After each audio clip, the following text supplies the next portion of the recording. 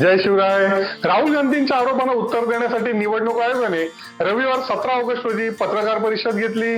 निवडणूक आयुक्त ज्ञानेश कुमार यांनी बऱ्याच गोष्टी सांगितल्या, पण विविध पत्रकारांनी विचारलेल्या प्रश्नांचे समाधानकारक उत्तर काही त्यांना देता आली नाहीत. राहुल गांधी यांनी जे आरोप केले त्याबद्दल जर माफी मागितली नाहीत तर सगळे आरोप खोटे आहेत असं समजण्यात येईल असंही ते म्हणाले. राहुल गांधी यांची पत्रकार परिषद सुरू असतानाच आयोगाने त्यांच्याकडे शपथपत्र मागण्याची तत्परता दाखवली, पण केंद्रीय मंत्री अनुराग ठाकूर यांनी तीन लोकसभा मतदारसंघावरती आक्षेप घेतला. त्यांच्याकडून का शपथपत्र मागितलेलं नाही, एका विधानसभेची आकडेवारी तपासायला राहुल गांधी त्यांच्या टीमला 6 महिन्याचा कालावधी लागला, कारण आयोग डिजिटल मतदार यादी देत नाही. मग अनुराग ठाकूर यांनी एवढी सगळी माहिती नेमकी कशी मिळवली? त्यांना हा डिजिटल रेकॉर्ड देण्यात आला होता का? महाराष्ट्र विधानसभा निवडणुकीमध्ये अचानक मतदार वाढलेले आहेत या मुद्द्यावर राज्य आयोगाकडून उत्तर येण्याच्या ऐवजी मुख्यमंत्री देवेंद्र फडणवीस का बोलतात? राहुल गांधी यांनी विचारलेल्या प्रश्नाला गांभीर्याने घेऊन त्रुटी दूर करण्याच्या कामापेक्षा तक्रार करणाऱ्यांकडूनच शपथपत्र मागणं योग्य आहे का? शंकांना वाव देणाऱ्या आयोगाच्या पत्रकार परिषदेने नेमकं काय साधलं? बहुमत नसल्याच्यामुळे मुख्य निवडणूक आयुक्त ज्ञानेश कुमार यांच्या विरोधामध्ये महाभियोग यशस्वी होणं अवघड जरी असलं तरी ती आयोगाची नामुष्की आहे का? या सगळ्या विषयांवर आपण आजच्या भागामध्ये चर्चा करणार आहोत. नमस्कार, मी लॉयर राजेश सावंत आणि इन्फोमोटिव्हच्या अजून एका भागामध्ये आपल्या सगळ्यांचं मनपूर्वक स्वागत आहे. राहुल गांधी यांनी निवडणूक आयोगावर पक्षपातीपणाचा आरोप केला. त्यांनी सांगितलं की जवळपास 1.5 लाख खोटे मतदार नोंदवलेले आहेत. काही ठिकाणी घर क्रमांक 0 आहेत, पण काही ठिकाणी तर एका घरामध्ये 60 ते 80 मतदार राहतात.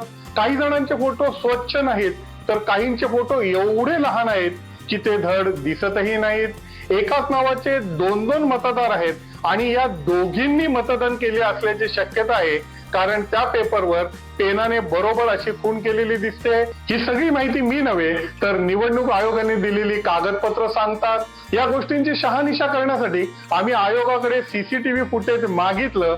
त्यांनी ते देण्यास नकार दिलाच, उलट 45 दिवसाच्या नंतर ते नष्ट करण्यात येईल असंही सांगितलं. राहुल गांधींनी मांडलेले जवळपास सगळेच मुद्दे हे निवडणूक आयोग निष्पक्षपणे काम करत नाहीत असेच संकेत देतात. संसदेचं अधिवेशन सुरू असताना जवळपास इंडिया आघाडीच्या 300 खासदारांनी निवडणूक कार्यालयावरती मोर्चाही काढला होता.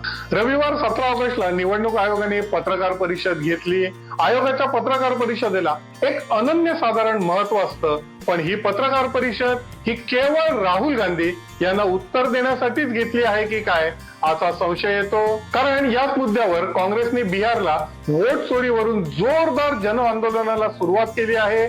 म्हणूनच राहुल यांचे आरोप बिनबुडाचे आहेत हे दाखवण्याचा केविलवाणा प्रयत्न आयोगाने केला, पण त्यांना त्यात फारसं यश आलं नाही. यश सोडा, उलट स्वतःची प्रतिमा अजून मलिन करून गेलेली. राहुल गांधी यांनी केवळ आरोप करून चालणार नाही, तर आम्हाला शपथपत्र द्यावं. कुणाच्या सांगण्यावरनं आम्ही एकही मतदाराचं नाव काढणार नाही. नावं जोडणारी BLO ची टीम किंवा तळातील यंत्रणेमार्फत याची सत्यता तपासली जाऊ शकते, पण आम्ही मतदारांच्या बरोबर खंबीरपणे आहोत एवढंच टाळ्यांचं वाक्य ते बोलले. अर्थात टाळ्या वाजल्या नाहीत, कारण बहुधा त्यांच्या बोलण्याला कृतीची जोड दिसत नसावी. आयोग पूर्णपणे बचावात्मक पावित्र्यात असल्याचं जाणवलं. त्यांनी आपल्यावर झालेल्या आरोपांच्या ऐवजी सर्वोच्च न्यायालयांचे अगोदरचे निकाल, वैयक्तिक माहिती, सुरक्षा असली तकलादू कारणं दिली. महादेवपुरा या मतदारसंघातील राहुल गांधी यांच्या एकाही प्रश्नाचं उत्तर देणं त्यांना जमलं नाही. भारतात राजकीय पक्षांचा जन्म निवडणूक आयोगातच होतो, त्यामुळे ते त्यांच्यामध्ये भेद कसं करतील असा प्रश्न ज्ञानेश कुमार यांनी विचारला. पण महाराष्ट्रात 1 कोटी मतदार विधानसभेमध्ये कसे वाढले याचं कोणतंही उत्तर त्यांच्याकडे नाही. आणि राज्य निवडणूक आयोगाने उत्तर देण्याच्या ऐवजी मुख्यमंत्री, जे एका राजकीय पक्षाचे नेते आहेत, ते कसे काय बोलू शकतात या प्रश्नावरही आयोगाकडे उत्तर नव्हतं. मशीन रिडेबल डेटा म्हणजे संगणकीय यादी आणि सीसी फुटेज का दिलं जात नाही या प्रश्नावर उत्तर देताना ज्ञानेश कुमारांनी सांगितलं की 2019ला सर्वोच्च न्यायालयाने बंदी घातलेली आहे. कुणाचीही वैयक्तिक माहिती उघड करण्याचा धोका असल्यामुळे संगणकीय यादी देण्यात येत नाही. आपल्या आया बहिणी ज्या मतदान करतात त्यामुळे त्यांच्या सुरक्षिततेसाठी सीसीटीव्ही फुटेज देता येत नाही असा अजब बचाव त्यांनी केला. खरं तर त्यांनी सर्वोच्च न्यायालयाला हे सांगायला हवं होतं की आयोगाच्या विश्वासार्हतेवरती, त्यांच्या पारदर्शकतेवरती जर संशय निर्माण होत आहे तर त्यामुळे आम्हाला डिजिटल डेटा आणि सीसीटीव्ही फुटेज देण्याची परवानगी देण्यात यावी.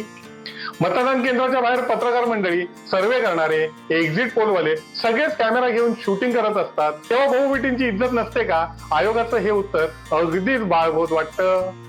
बघा, चंदीगड महापौरच्या निवडणुकीच्या वेळेला सीसीटीव्ही फुटेज माननीय न्यायालयामध्ये दाखवलं तेव्हा निवडणूक निर्णय अधिकारी काय करत होता हे संपूर्ण भारताने बघितलेलं आहे.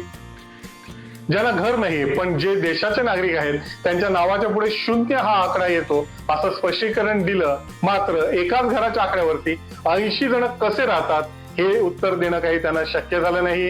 1-1.25 तास चाललेल्या पत्रकार परिषदेच्या नंतरही बऱ्याच प्रश्नांची खरीखुरी उत्तरं मिळालेली नाहीत. पण यानंतरही आपण एक गोष्ट मान्य करायला हवी की निवडणूक आयोगाकडे ना स्वतःचा कायमस्वरूपी कर्मचारी वर्ग नाही. ते जिल्हा कलेक्टर आणि त्यांच्या हाताखालच्या अधिकाऱ्यांची मदत घेतात. निवडणूक यादी ही अगदी स्थानिक पातळीवरती बनवली जाते आणि त्यामध्ये राजकीय पक्षाच्या पदाधिकाऱ्यांना सहभागी करून घेतलं जातं. त्यामुळे तयार झालेल्या यादीतही काही ठिकाणी दोष असू शकतो, पण लोकसभेतील विरोधी पक्षनेता जे संविधानिक पद आहे तो जर मतदार यादी आणि यंत्रणेवर एकंदरीतच संशय घेत असेल तर निर्वाचन आयोगाने त्याची योग्य ती दखल घ्यायला हवी होती. त्यांना जर डिजिटल डेटा बाहेर देता येत नसेल तर राहुल गांधींच्या प्रतिनिधीला एक दिवस ठरवून आयोगाच्या कार्यालयातच बोलवायला हवं होतं. आपले संगणक त्यांना उपलब्ध करून द्यायचे आणि सांगायचं की बघा, तुम्हाला जो संशय आहे तो आपण पूर्णपणे दूर करूया. सीसी फुटेज साठी सुद्धा माननीय न्यायालयांच्या मार्फत काही जणांची समिती बनवायला हवी होती. त्यांच्या उपस्थितीत राहुल आणि टीमला सगळे फुटेज दाखवता आले असते. आपला देश हा लोकशाही प्रधान असल्याच्यामुळेच घटनाकारांनी निवडणूक आयोगाला केवळ स्वायत्तता दिली नाही तर त्यांना क्वासी ज्युडिशरीचा दर्जा आहे. यंत्रणा सुरू असताना अधिकाऱ्यांनी जर एखादा निर्णय दिला असेल आणि जर तो तुम्हाला मान्य नसेल तर सत्र किंवा जिल्हा न्यायालयामध्ये दाद मागता येत नाही. एवढे प्रचंड घटनात्मक अधिकार दिलेले असताना सुद्धा आज तोच निवडणूक आयोग सत्ताधाऱ्यांच्या दावणीला बांधलेला आहे का असा प्रश्न सर्वसामान्यांच्या मनामध्ये जर उत्पन्न होत असेल तर त्यात अजिबात चुकीचं काही नाही. काही वर्षांपूर्वी आहे ना महाराष्ट्रामध्ये जिल्हा परिषद, पंचायतींच्या निवडणुका होणार होत्या आणि त्यानंतर स्थानिक स्वराज्य संस्थांच्या अर्थात महानगरपालिकांच्या निवडणुका होणार होत्या. त्यावेळी राज ठाकरे यांनी निवडणूक आयोगावरती टीका केली.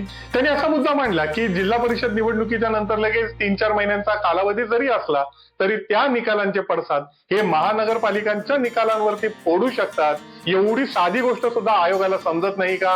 मला आता निश्चित नाव आठवत नाही, पण बहुतेक त्या नीला सत्यनारायण असावेत. त्यांनी निवडणूक कार्यक्रम जाहीर केला आणि सगळ्या निवडणुकांची मतमोजणी एकाच दिवशी ठेवली आणि त्यावेळेला त्यांनी राज ठाकरेंना एक चांगलाच टोला हाणला होता आणि त्यांनी सांगितलं होतं की आम्हाला आमची जबाबदारी कळते. टी.एन. शेषन साहेबांनी तर निवडणुकीला नुसती शिस्त लावली नाही तर एक प्रकारची दहशत निर्माण केली. सर्वसामान्य मतदार हा देशाचा खराखुरा नायक आहे हे त्यांच्याच कारकिर्दीमध्ये पहिल्यांदा समजलं होतं. पण गेल्या काही वर्षात निवडणूक आयोगाची प्रतिमा ढागाळलेली आहे. मुख्य निवडणूक आयुक्ताची निवड ही पूर्वी सरन्यायाधीश, पंतप्रधान आणि लोकसभेचा विरोधी पक्षनेता अशी तिघांची समिती करत होती. त्यात मोदी सरकारने बदल करून सरन्यायाधीशांच्या ऐवजी मंत्रिमंडळातील एकाला समितीमध्ये घेतलं. त्यामुळे साहजिकच सरकारच्या मर्जीतलाच आयुक्त निवडला जातो आणि त्यामुळे ही शक्यता असते की तो बऱ्याचदा सरकारसाठीच काम करेल आणि तसं घडत राहिलं तर आपल्या देशाची लोकशाही नक्कीच धोक्यात येऊ शकते. आजची चर्चा आपण इथेच थांबवतोय, पण तुम्हाला काय वाटतं की निवडणूक आयोग निष्पक्षपणे काम करतोय का? राहुल गांधींनी जे मुद्दे मांडले त्यावर आयोगाने घेतलेली भूमिका तुम्हाला योग्य वाटते का? या निवडणूक यंत्रणेला स्वतःची तटस्थ अशी ओळख निर्माण करण्याची गरज आहे का? आपल्या प्रतिक्रिया जरूर कळवा. हा भाग जर आवडला असेल तर तो लाईक करा, शेअर करा. अशाच प्रकारच्या वेगवेगळ्या विषयांवरती माहितीपूर्ण विवेचनासाठी कायम आमच्या संपर्कामध्ये राहा. आमच्या इन्फॉर्मेटिव्ह चॅनेलला सबस्क्राईब करा. पुन्हा भेटू एका नवीन विषयासह. तोपर्यंत मजेत राहा, आनंदात राहा, हसत राहा. धन्यवाद.